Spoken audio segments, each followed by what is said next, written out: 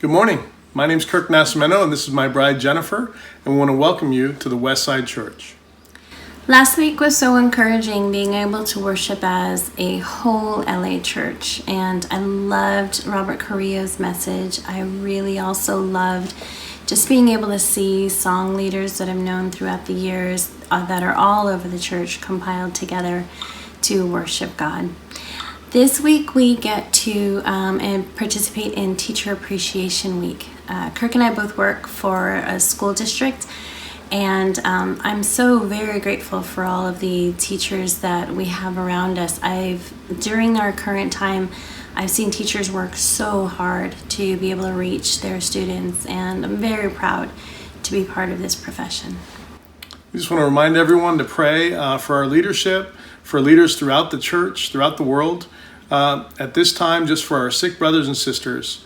We also, in Psalm 27 in the NIV, verses 4 and 5, it says, "One thing I ask from the Lord, this only do I seek, that I may dwell in the house of the Lord all the days of my life, to gaze on the beauty of the Lord and to seek him in his temple.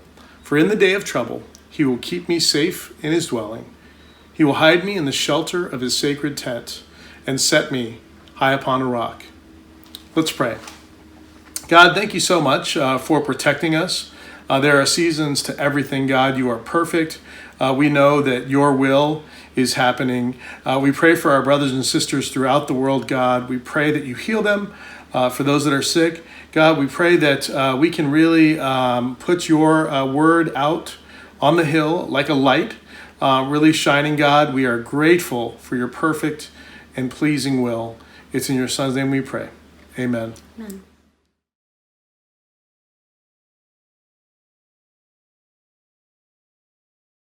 Dad, I don't know how to get into Google Classroom. Google it. You know the rules. We're going to act as if we are really in school.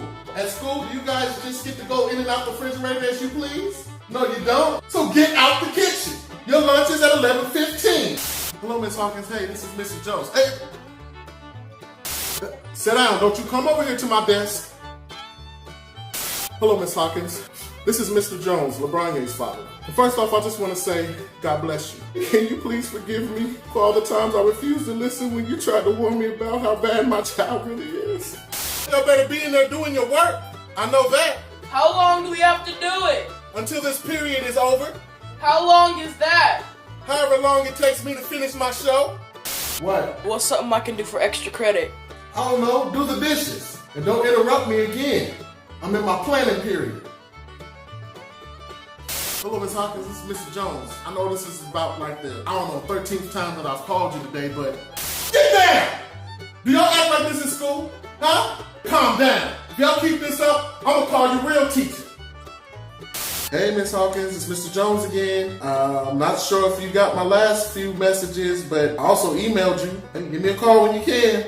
All right. Hey, Mr. Jones again. Your phone is probably not working. I don't know if it's the quarantine or something that got your service out, but just give me a call back. Thank you.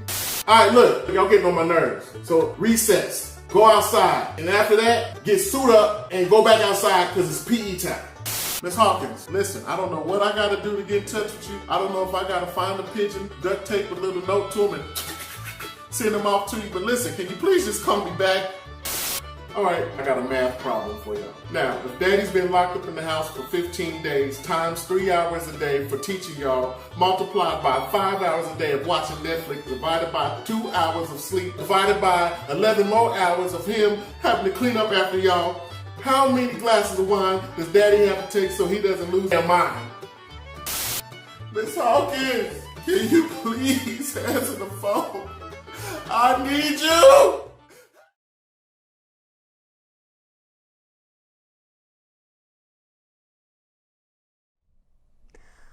Well, thank you, Kirk and Jen. Really grateful to be together this Sunday morning for our worship service. Today is the International Churches of Christ Global Communication Sunday. I want to talk about how communicating is so essential to our global fellowship, but also to our own personal spiritual lives. And the title of the lesson today is The Greatest Communicator and Connector. I also really appreciate teachers. I know this coming week is Teacher Appreciation Week. I totally appreciate them. The way they communicate makes or breaks how they teach. And I want to share a funny story to start of when I was dating Carrie. We lived not too far apart, just a block apart actually, down in Long Beach when we were a dating couple. And I needed to stop by and drop off something at the household. There was a girl's household and a guy's household. And at this point, I'd only been dating Carrie for a couple months, and I had never seen her without makeup. Now, she's beautiful without makeup, and she's beautiful with makeup, both ways. But I went over to the house, and when she showed up at the door, she didn't know I would be there, or she wasn't expecting me, and I was dropping something off, I think, for one of her roommates. And she didn't have makeup on, and in my mind, the first thing I thought is she, she looks like she might have been crying. I don't know why I thought that. Maybe the way her eyes looked, I thought maybe she'd been crying, so I thought, is there something wrong? But then I also, in my mind, I was thinking, her face looks a little different. Very beautiful, but different. And so what came out of my mouth was, "What's wrong with your face?" And of course, she slammed the door on me. And my communication did not help our dating relationship. She forgave me. I assured her that I had mixed signals in my mind. And so communication is very, very important. And I hope that you recognize that. Now, ultimately, the greatest communicator is God. God is the greatest communicator. And He's the greatest connector as well. Today, we're going to look at this point and drive it home and then talk a little bit about our worldwide communication and a little bit about Westside communication as well. Let's begin our Bible study here. Our world certainly is crying out to God. We read in Psalm verse 1 and 2, "I lift up my eyes to the mountains. Where does my help come from? My help comes from the Lord, the maker of heaven and earth." See, God, He is attuned to our cries, and He hears from us. And the bottom line is He's interested in how you're feeling. He's interested in how you're doing. And all across this globe, He does want to communicate with us. He is the ultimate communicator, and He communicates through creation. Ultimately, I don't know if you've ever played with a 3D printer, but they are amazing. I got to see one at my elementary school child's back to school night one day. And I read about how you can actually print human organs. Literal 3D organs can be printed on a printer these days. But the ultimate 3D printer and original one is God Himself. And we read in Romans chapter 1, verse 20, it says, since the creation of the world, God's invisible qualities, His eternal power and divine nature have been clearly seen, being understood from what has been made, so that men are without excuse. See, God communicates to us through His creation. We can recognize His presence without even reading the Word of God, without being necessarily told by a person. In many ways, there's an intrinsic and intuitive aspect of faith that comes from looking at what God has created. And anyone who spent an enormous amount of time in nature and seen the vistas of the Grand Canyon or a child's birth will attest that God is present. So He communicates to us through creation. God communicates to us through messengers. He is the one who ultimately started a friends list, a contact list, the ultimate contact list, and you are on His friends list. I assure you of that. We read in Matthew 23, verse 34, "Therefore I am sending you prophets and wise men and teachers." See, God communicates to us through people, and He sends people to you to transform your life. And a lot of times we don't recognize a person's influence in our life as necessarily being from God. I know I was met on the beach randomly by a guy down there inviting people to his local Bible discussion. That was Sutton Whitaker in 1990. And I'm so grateful he did that. Over the years, so many men have been messengers of God's ways into my life and His influence in my life. And I'm deeply grateful for all of them. So many I could recount who have spoken the truth to me. Right now, I'm so grateful for the Marichis, who personally are mentoring Carrie and I and just guiding us. So grateful for the Rocks. I think about the Wenz family, Doug and Angela, our best friends, who really trained me early on in the ministry and how to lead small groups and how to influence people. And it was another man's example and the words as he unveiled God's word to me that helped me transform. So God definitely uses messengers. He also ultimately communicates to us through Scripture.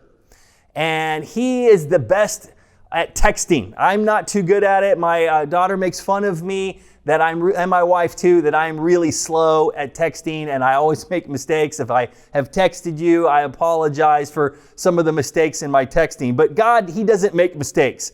His word is the ultimate text and it changes lives.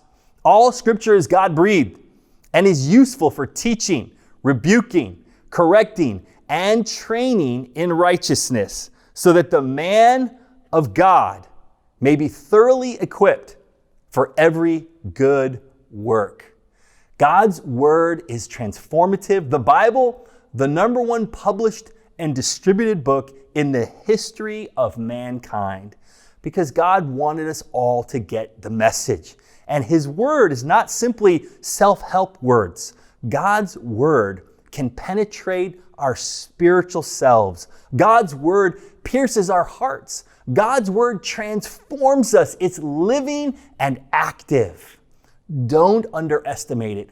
God has always spoken to us through His word, and His word is fresh to us if we would only take the time to open it morning by morning. You know, the other thing we realize is that ultimately God communicates to us through Jesus. Jesus is God's animation, is His live movie, is His 3D movie, if you would.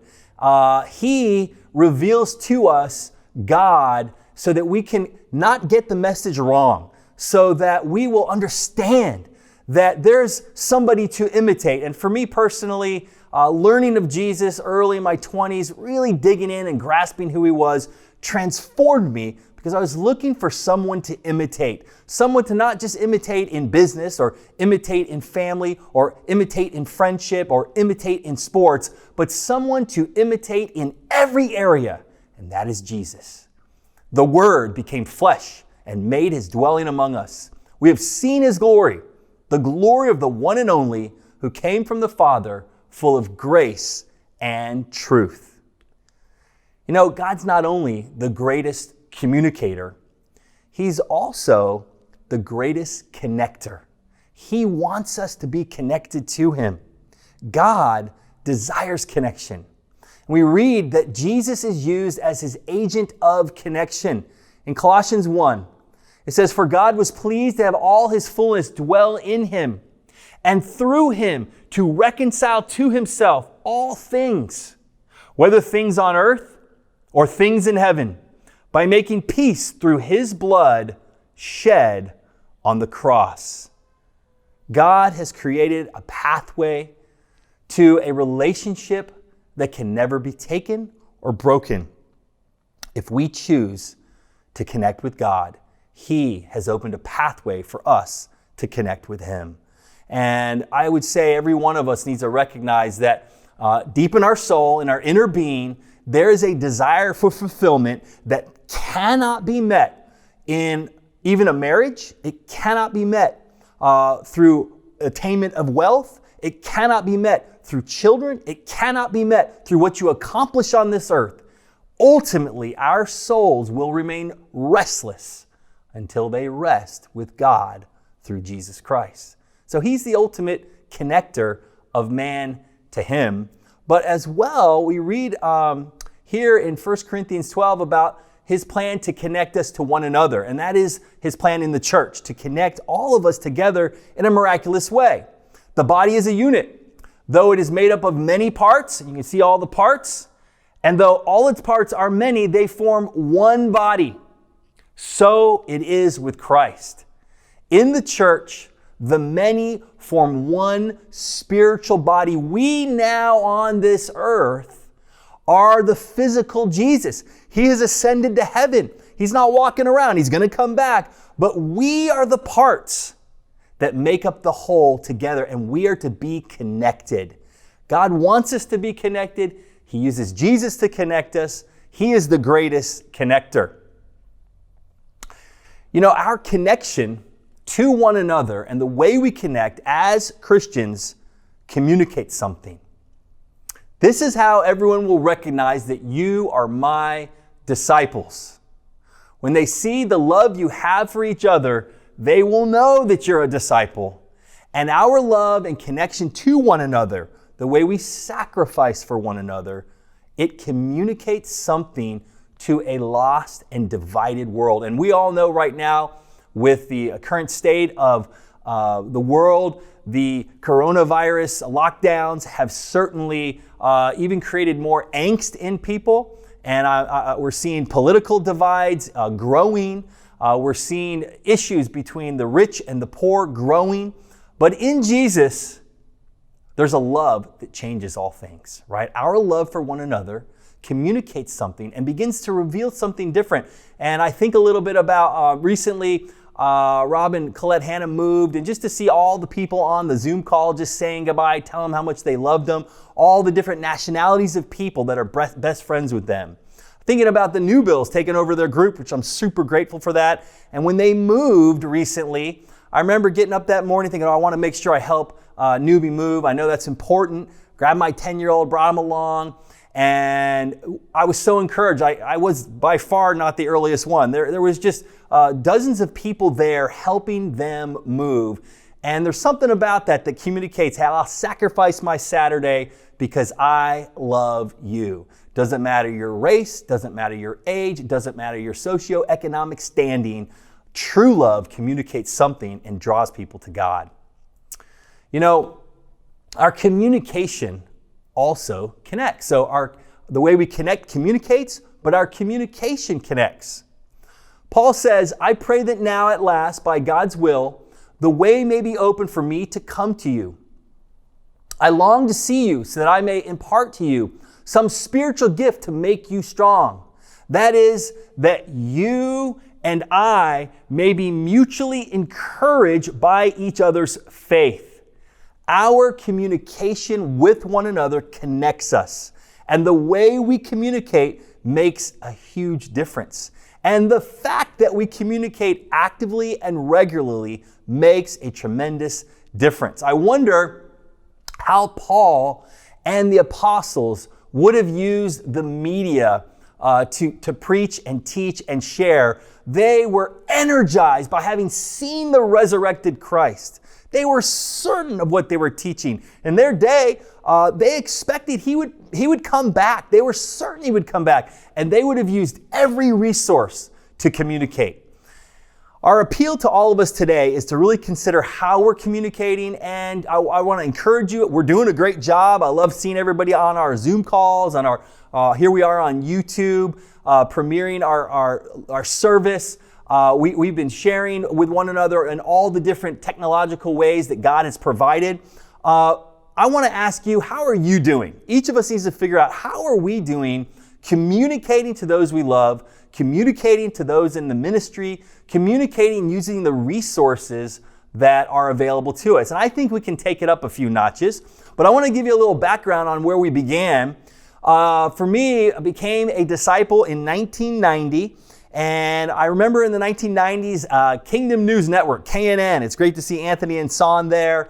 Of course, they'd been on the West Side. I was with them in the Inland Empire. And they were the hosts of a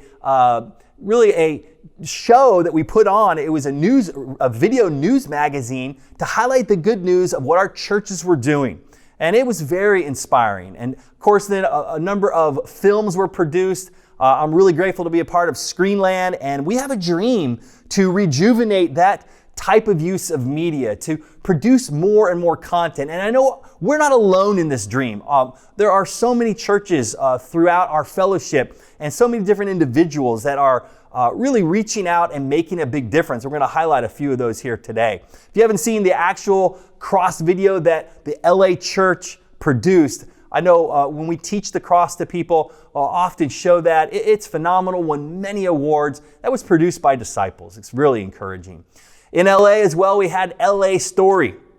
And chronicling it was the written chronicle of what was going on in our fellowship up until 2003 when we went through a great trial and great difficulty and an evaluation of our motives and why and what we did and how we did it. But God was eager to keep working, and He did keep working. We began Disciples Today. Really grateful for Roger Lamb. Even today's lesson, he originated this. Really grateful for him helping pioneer Disciples Today. He shared that the first website, Disciples Today website, was donated and hosted by an atheist, a friend that one of the disciples knew was an atheist, but he's like, here's the website, and paid for it. So God was working. He knew what needed to happen. And of course, many updates today to Disciples Today. That is our international portal for information and encouragement and resources. And if you want to find churches in any state of America, in any city, if you want to find any country in the world where we have ministries, and we have many churches throughout the world, over 700 different ICOC churches are worshiping and serving and making disciples. And Disciples Today is our worldwide unifying website for that. So I hope that you have, of course, logged into that many times, and that's on your list of main websites that you visit. Another one that I want to bring up is Kidogo, and we're going to see a video here in a minute a little bit more about that. They're going to highlight and reiterate a little bit of what I'm saying, but they were the springboard of Good News, used to be called ICOC Hot News.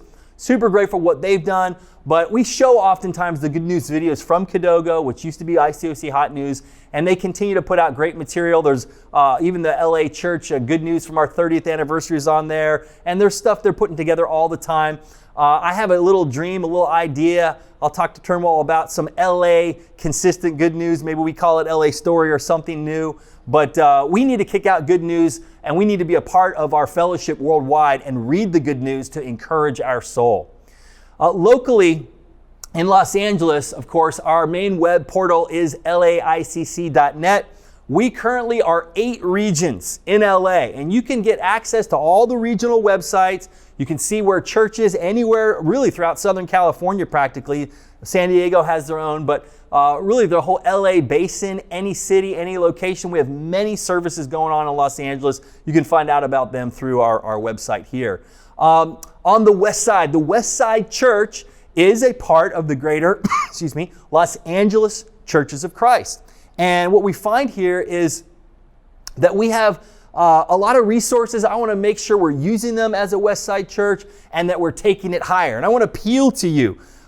Please be active on getting on the website, seeing the resources, Bible studies, how to help people become Christians. You can access all our media on there. It's the westsidechurch.com. And super grateful for James Lem pioneering our app through Tithely. And you can get on our new app. Our app has prayer walls. Our app has, for our lessons, when we get back to meeting together, you can pull up the notes on the sermon live and fill in the blank as the sermon's being preached.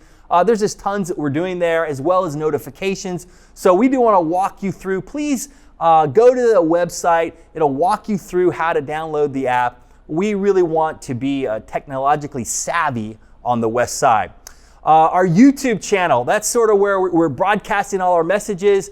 I hope you're enjoying it today. We got 3 things that are coming up. I just want to whet your appetite. We've already kicked off the West Side Women. They're doing Sister Spotlight. They're doing Soul Awakening Wellness on there. It's part of under the Westside YouTube channel. Go take a look at it. Carol Bray just recorded something there. We're going to add more and more stuff, and I want to urge you, please subscribe to the Westside YouTube channel and then share the various posts so that we can communicate to a lost world the message of the gospel. We're going to start a new little portal called 5 Minutes of Faith. It's going to be 5-minute little inspiring segments. We're going to start loading them. If you go on there, you'll see them on our YouTube channel. Short lessons, inspirational stories, inspirational concepts, sometimes on doctrine or how to break through barriers, things about our rule of life. And then we're going to start our sermon series in a couple weeks, church. I'm here to let you know we're going to start the a Luke series about how he really loved, Luke highlighted Jesus' love for the marginalized in our society. And I do want to encourage you, if you're good at communicating through this, you're needed in God's kingdom. If you've had ideas and you feel like, man, I want to make a difference. I can do more. I appreciate so many brothers and sisters. I think of Paul Nakakura and I think of Doretha just designing so much of our content. I'm so grateful for Turnwall and how he produces incredible stuff. And people like Michael Bruce, who's filming and working and so much behind the scenes. And of course, John, John Thorne does so much for us behind the scenes, making sure that we're producing our content both when we're live or here when we're recording it. And I know many, many more of you are involved. James Lem, and I could just count countless numbers. Ken, Patrice decorating, setting up the backdrops. And many of you have gifts technologically, and I want to urge you, God's the greatest communicator. And if He's made you a great communicator, I want you to offer some of those gifts. I don't want you to necessarily have to wait to be told, hey, I need you to do it. Offer it. Initiate. If you have some great content you want to put out there to encourage people's faith, start it. We want to make the Westside Church a portal of growth for people all over the world. You know, there has been incredible stories of good news. We're all being forced right now to elevate our ability to communicate. God's the greatest communicator. He wanted to push, I believe, our fellowship of churches to a much higher level so that we do it as professional, but also as personally as we can. We're seeing incredible things. There's a little news that Istanbul Church, which is a 99% Muslim population, they had 17 disciples in their church. They had 54 attend one of their Sunday online services. And so they're evangelizing in ways they really maybe couldn't even evangelize face-to-face through online resources. The Philippines churches had 64 baptisms this year. You saw the good news last week. LA's had so many baptisms, I didn't count them all, but more keep coming in every week. God is working powerfully. He's the greatest communicator and connector. He communicates to each of us through His creation, through people, and through His Word. You know, God connects us. He wants us to be connected to Him, and He wants us to be connected to one another. And our connection with one another communicates something to this world. And our communication connects in powerful ways. And I want to urge each of us to embrace that, to don't live in your own world, unaware of what's going on, but open up. I know for me, it's a higher calling. I want to push myself to put myself out there. And we're starting some new things like the 5 minutes of faith. We want to put ourselves out there and broadcast God's good news to the world. As we take communion, I want to recap the idea that God is the greatest communicator and connector with this verse. And we read again, it says, "For God was pleased to have all His fullness dwell in Him." And He's talking about Jesus. All the fullness of God can be seen, experienced. He walked the face of the earth. He's written down by accounts outside the Bible. There's no historical doubt that Jesus walked this earth. The miracles He performed have not been refuted. His resurrection is sure. And it says, through Him to reconcile to Himself all things, whether things on earth or things in heaven, by making peace through His blood shed on the cross. The cross, the greatest event in human history. Comprehending it is really infinite. It takes a lifetime. But we know that blood was shed to open a door for each of us to connect with our God, to be forgiven of our past, to clear away the bitterness, the hurt, the fear, the pain, the doubt, the regret, so we can connect not only with God, but with one another. At this time, I really want us to each reflect on how are we doing as communicators and as connectors. God is our hero in both these ways. Jesus, our example. Let's go to Him in prayer.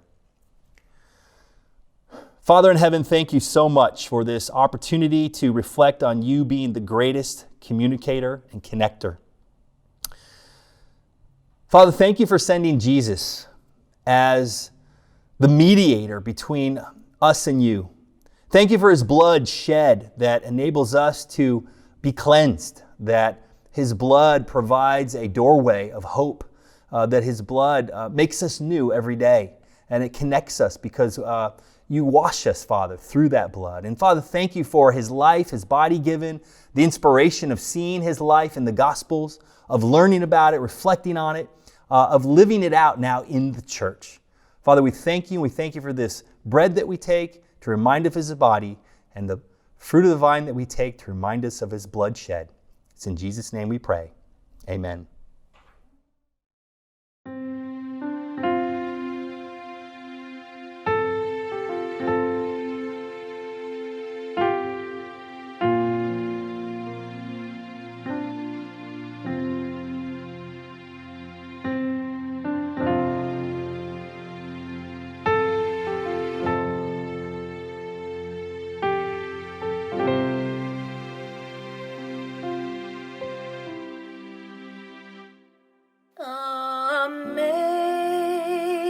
Amazing grace,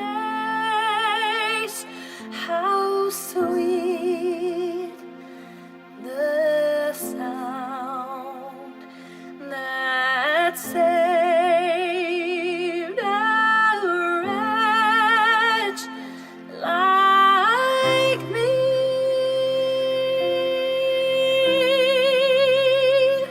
I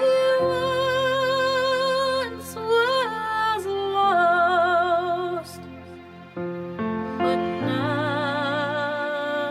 I'm found. Was blind, but now I see.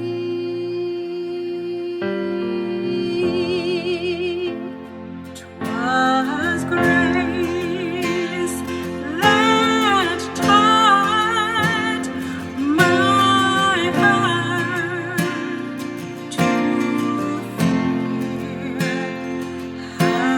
and grace my fears relieved.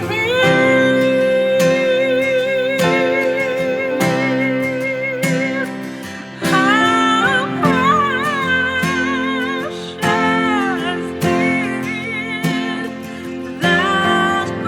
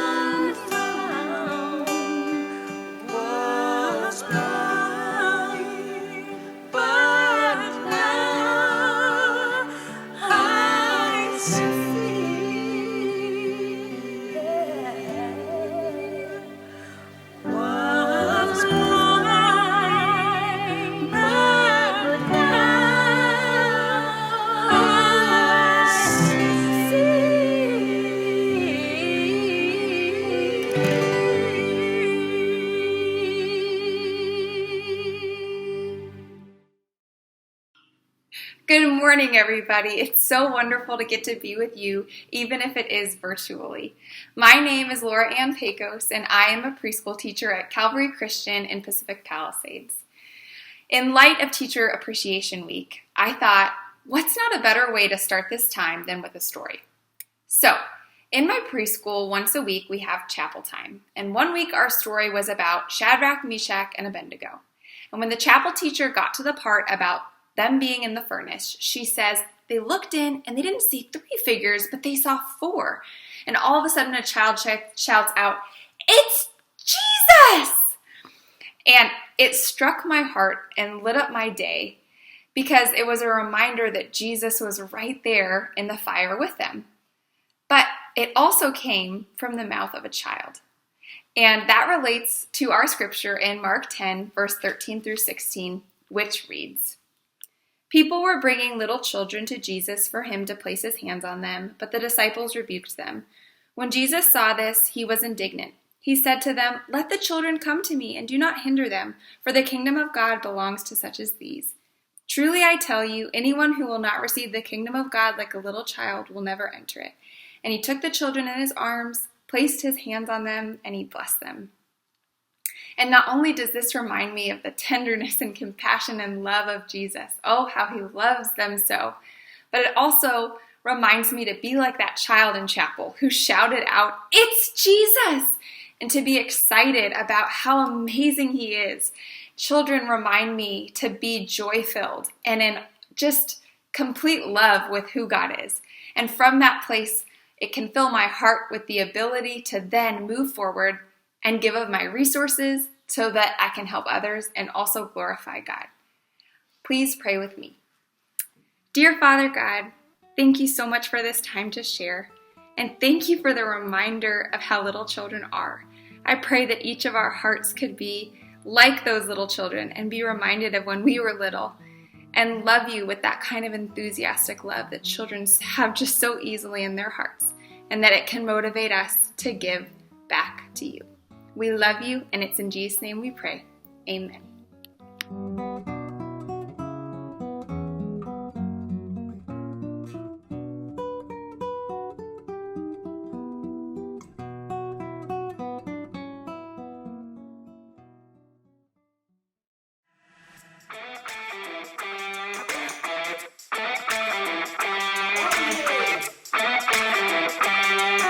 Hey family, I'm Zach Fazio with the Kidogo YouTube channel. We want disciples to know where they can go online to find information and resources for our churches. So please, share this video with your church to help your members stay informed. First, there's disciplestoday.org, the official website for the ICOC.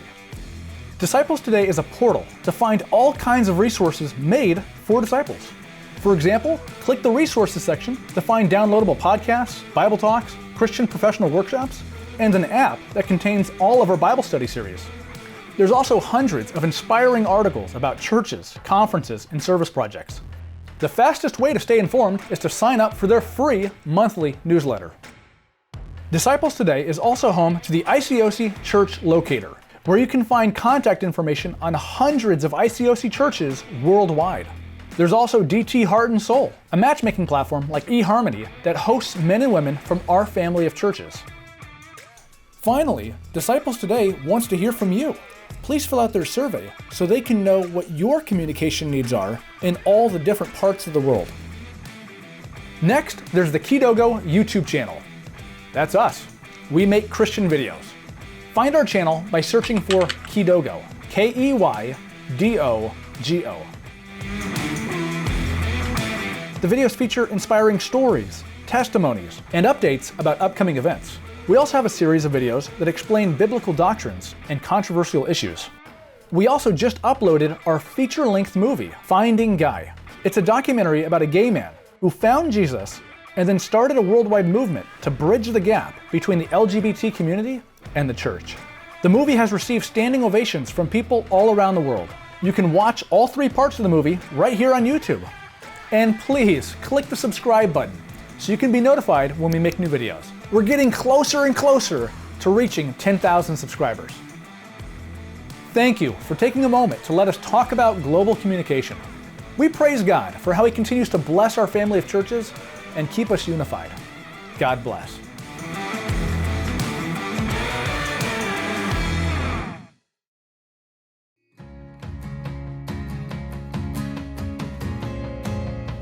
Hi, I'm Cameron Shelley. I'm Cambry Bergeret. And I'm Caden Rasmussen. Our Hope Worldwide Global Network is responding to needs around the world. In South Africa, food and supplies have been provided for nearly 7,000 families. Funds have been sent to Bolivia, El Salvador, and Nepal for those facing extreme food shortages. And we're excited to announce Sing Hope, a Hope Worldwide COVID-19 relief concert. The concert will feature several of your favorite artists from around the country, as well as various speakers within the Hope Worldwide community. Your donations will help provide immediate food, medicine, personal protection equipment, and other resources for those in dire need during this pandemic. Please join us for our virtual concert, Sing Hope, on Giving Tuesday, May 5th at 8 p.m. Eastern, 5 p.m. Pacific. Click the link below to donate now.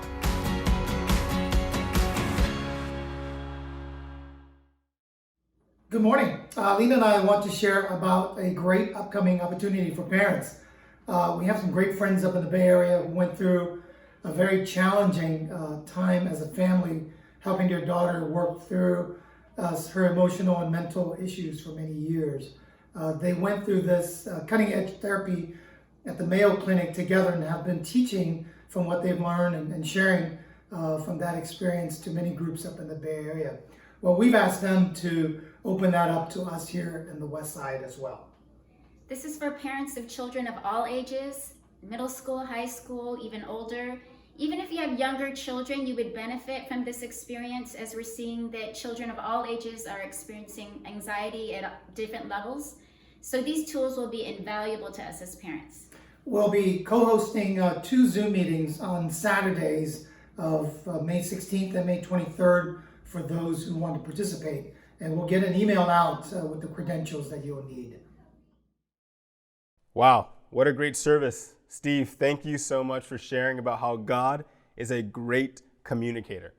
And it was really encouraging hearing about our movement of churches and how we have 711 churches in 150 countries.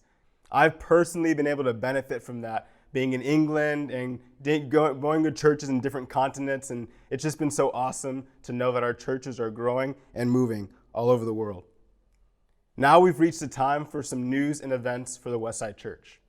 Our first piece of news is that we're having our Zoom midweek on Wednesday. Now, if you're not a part of our church, you don't realize that we do these maybe every single week, but at 7:30 on Wednesday, we'll be meeting by ministry and having a great lesson. So please, if you don't know about this, reach out to a leader, a friend, and ask them so they can send you the link and you can tune into our Zoom midweeks. Also, we're really encouraging every single person to subscribe. All you have to do is to go to our YouTube channel and click that red subscribe button. Our goal is to get 1,000 subscribers. And right now we're a little bit far off, but we are on our way there. Please subscribe and get a friend to subscribe too. And lastly, it is our Mother's Day service next Sunday. And I'm personally very excited. I get to share a little bit about my mom.